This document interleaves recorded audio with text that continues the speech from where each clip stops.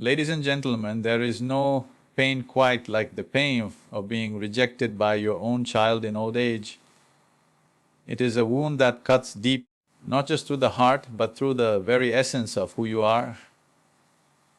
After years of love, sacrifice, and unwavering devotion, you find yourself cast aside, ignored, forgotten. You replay the memories, the laughter, the sleepless nights, the endless support, and wonder, how did it come to this?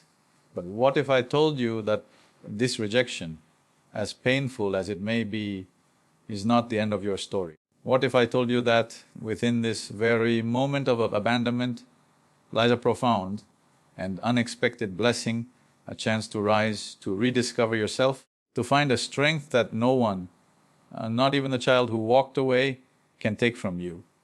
Stay with me, because what you are about to hear will change the way you see rejection forever. There is a moment in life that shakes us to the core, a moment that strips away the illusions we once held about love, loyalty, and the permanence of relationships. It is the moment when a child, a person you raised, nurtured, and sacrificed for, turns away from you. The silence is deafening, the absence is haunting, and the pain, it cuts deeper than words can ever express. You replay memories in your mind, the laughter, the late nights tending to them when they were sick, the sacrifices made without hesitation. And now you find yourself staring at a closed door, wondering what went wrong, what you could have done differently, and why the person you gave your life to no longer has space for you in theirs. It is a moment that either destroys you or transforms you. And this is where we must pause, because right here, in this very space of rejection, lies the opportunity for something greater.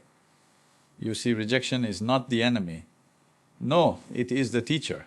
It is the chisel that shapes the soul, the storm that forces deep roots, the fire that purifies and strengthens. Life is not meant to be fair. It was never promised to be without suffering, and yet we spend our days wishing it were different, longing for a world where love is always reciprocated, where gratitude is a given, and where bonds remain unbreakable. But, my friends, that is not reality. And if you are waiting for reality to match your expectations, you will live in perpetual disappointment. The truth, you are not defined by who accepts you, nor are you diminished by who rejects you. Your worth remains intact, your essence remains whole.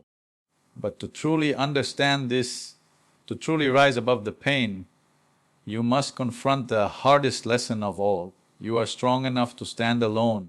That is the gift of rejection. It does not feel like a gift, I know. At first, it feels like a betrayal, like an open wound that refuses to heal. But if you look deeper, if you lean into the discomfort, you will see it for what it truly is. An invitation to discover the strength you never knew you had, an invitation to rise above dependency, an invitation to become something greater than you ever imagined. Because here is the truth, if love is given conditionally, it was never real love to begin with. And if someone can walk away from you, let them. Not because you are unworthy, not because you have failed, but because their absence makes room for your presence to grow stronger. Think of the greatest figures in history, the ones who stood tall despite being abandoned, misunderstood, and cast aside. Were they broken by it? No, they became legends, not because life was kind to them, because they refused to be defeated by it. They endured rejection, but they did not let rejection define them. And that is your choice now. You can let this pain consume you, or you can let it shape you into something unshakable. But here's where it gets even more profound. Rejection is not just about endurance, it is about understanding what you can and cannot control. Because, let's be honest, how much time have you spent trying to change something that is completely outside of your power? How many nights have you stayed awake analyzing every word, every moment, every decision, trying to find the point where everything shifted. But here is a truth you must accept. You do not control how others choose to love you, how they value you, or whether they choose to walk alongside you. What you do control is how you respond, how you rebuild, and how you rise. The Stoics had a principle, one so simple yet so powerful, that if you truly understood it, you would never suffer in the same way again. Focus only on what is within your control and let go of everything else, because when you waste energy trying to change what is unchangeable, you rob yourself of the power to transform what is within your reach. Yes, you are in pain, yes, you have been hurt, yes, the absence of your child may feel like a gaping hole in your heart. But understand this, you are still here, you are still breathing, you are still capable of joy, of love, of meaning. But only if you let go of the need for others to validate your existence. Pain is a teacher, not a prison. And in rejection, there is something extraordinary waiting for you. A chance to finally understand that your peace, your happiness, your very essence do not belong in the hands of anyone else. There is a moment in life when you must ask yourself a difficult question. Who are you when the roles you've played no longer define you?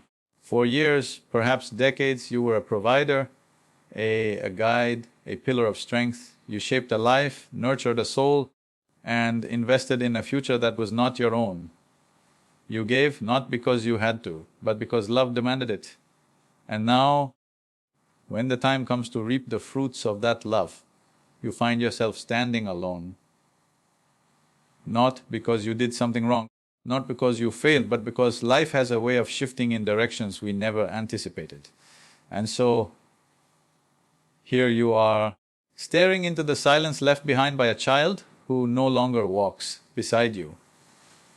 You could fill that silence with regret, with bitterness, with an endless cycle of why and how and what if. But what if I told you that this silence is not emptiness, that within it lies an answer far greater than the one you were searching for? Because there is something liberating about being stripped of expectations. It forces you to see yourself, perhaps for the first time, as something more than a parent, more than a caregiver, more than someone who once belonged to a family that no longer looks the same. It forces you to recognize that your existence does not hinge on the presence or approval of another. And yet, I know what you're thinking. How do you move forward when the very foundation of your life has shifted? How do you find meaning in days that feel like they have lost their purpose? You begin by understanding a fundamental truth. The purpose of your life was never meant to be confined to the love or validation of a single person, even your own child. Because, think about it, if your entire sense of worth was built upon someone else's recognition, then what happens when they withdraw it?